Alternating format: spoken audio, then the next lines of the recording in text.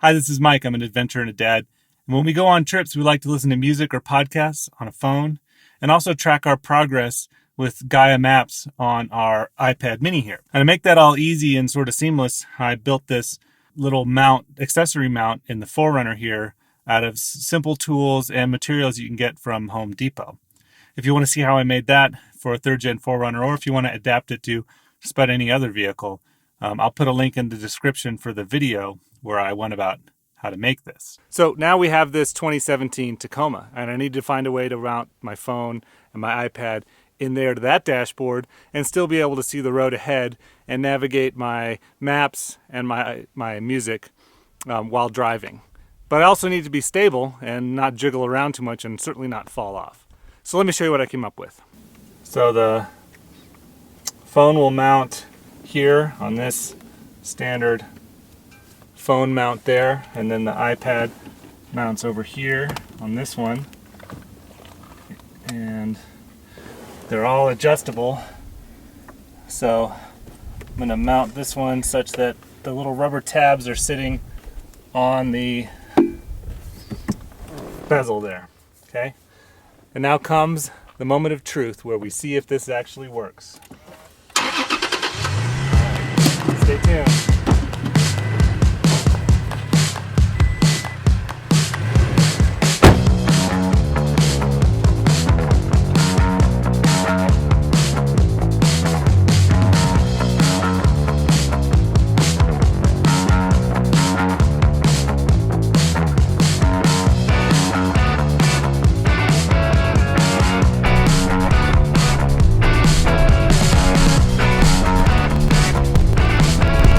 So there are a couple of different options for a 3rd Gen Tacoma to put multiple accessory mounts right here above this main bezel unit here. There's a small depression at the top and a flat surface below it.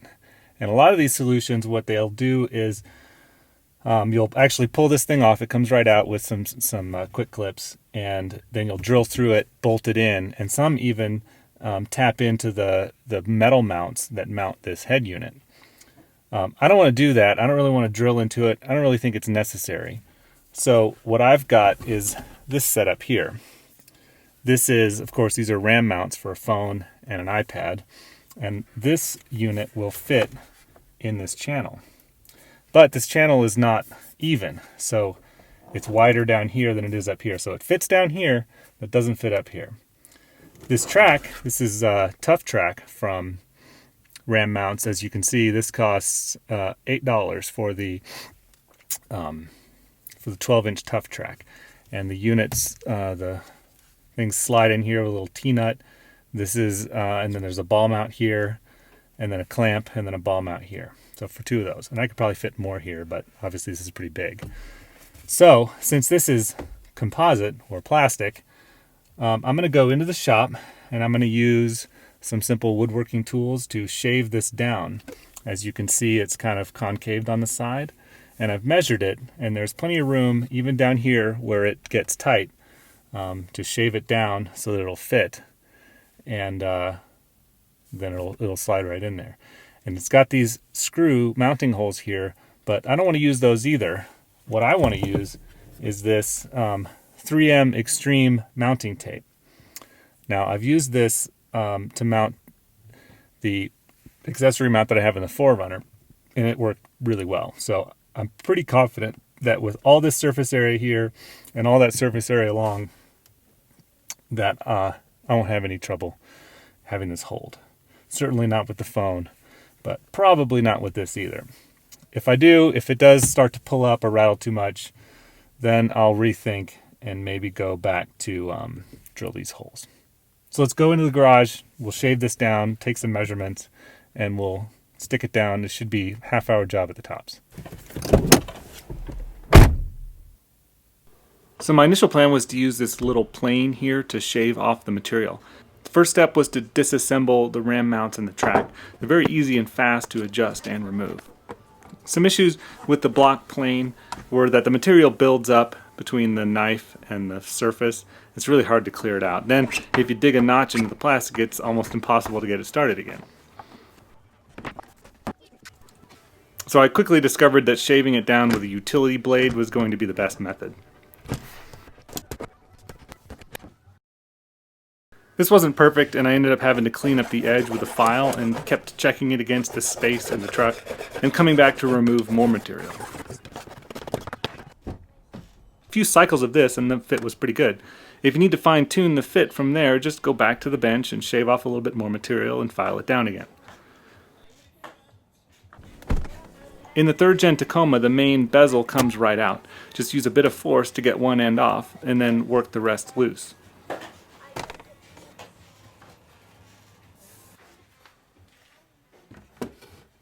Once on the bench, you want to clean everything really well for the tape to adhere. I used 409 to clean both parts, but rubbing alcohol wasn't available when I shot this. But if you have some around, that would be a good idea to rub it down with first. The 2 tape options are 3M Extreme black rubber mounting tape and the 3M white foam mounting tape. You'll see me use the Extreme here, but I later switched to the white foam tape. The Extreme tape will melt under dashboard temps and fail. Lay the tape down, lining up one edge so you have less trimming to do.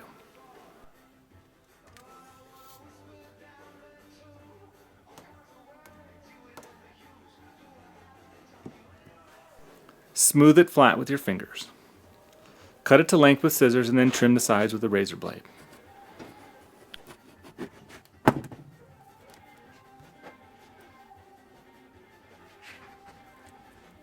Set the rail in place and mark the position with a piece of tape. Peel off the backing and stick it down.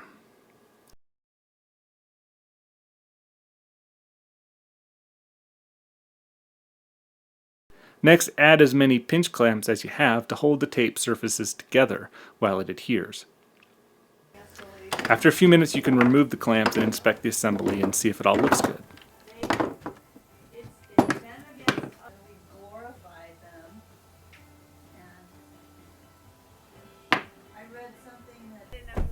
Installing the bezel back in the truck is a simple matter of lining it up and pushing the clips back in.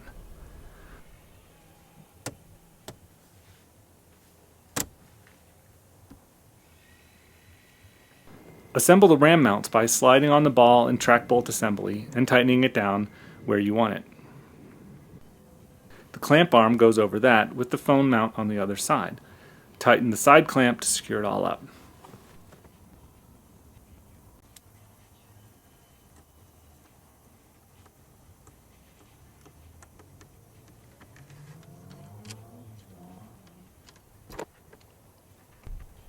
The ram mounts are nice and secure and easy to use, but as you can see they do require 2 hands to mount and unmount. Unlike the Night Eye's Steely or any other magnet mount, which is faster but less secure. Well, there you go.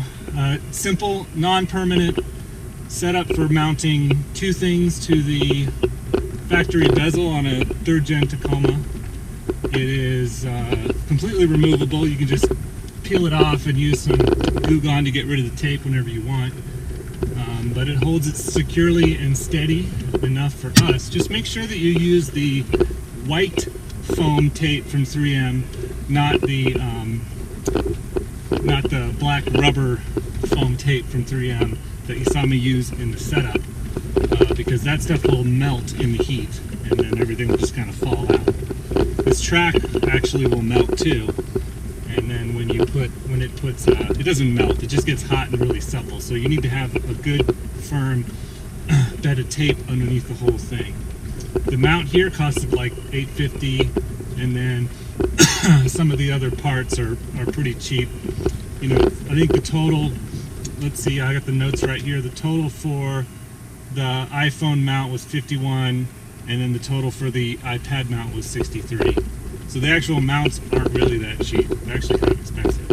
But once you get it set up, it's pretty solid and secure, and I think that we'll be able to use these on trips moving forward. So let me know what you think of this setup, and post your comments on how long you think this setup will last. Based on my experience with the one in the 4Runner that you saw earlier, I think it'll last just fine.